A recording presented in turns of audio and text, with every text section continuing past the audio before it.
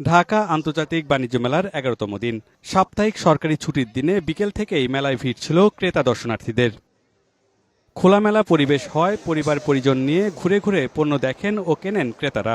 খাবার দাবার সব কেনাকাটা একসাথে একই জায়গায় একই প্লেসে পাওয়া যাচ্ছে, এটা একটা আনন্দের বিষয়। সবাইকে ফ্যামিলি সবাইকে নিয়ে আসছি। বাজারের সাথে দ্রব্যমূল্য একটু তুলনা করলে এখানে একটু বেশি চাওয়া হচ্ছে। অনেক বছর পরে আসলাম, মাঝখানে 2-3 বছর আসা হয় নাই, ভালো লাগতেছে।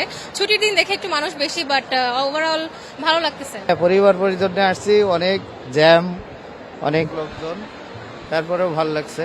বছরে একবার আমরা ঘুরতে আসতে পারি। এই বছরে নতুন যেটা করেছে কারাদের যে তৈরি জিনিসপাতিগুলো, ওগুলো হচ্ছে দেখতে একটু ইন্টারেস্টিং লাগছে, অন্যরকম।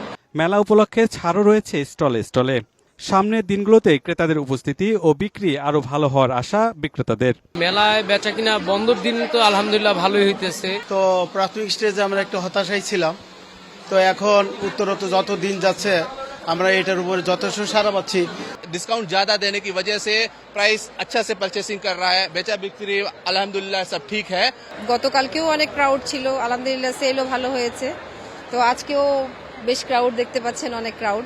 মেলায় বিভিন্ন দেশের নানা ধরনের পণ্য এক স্থানে পাওয়ায় খুশি ক্রেতারা। পিয়াস মাহমুদ, বৈশাখী সংবাদ, ঢাকা।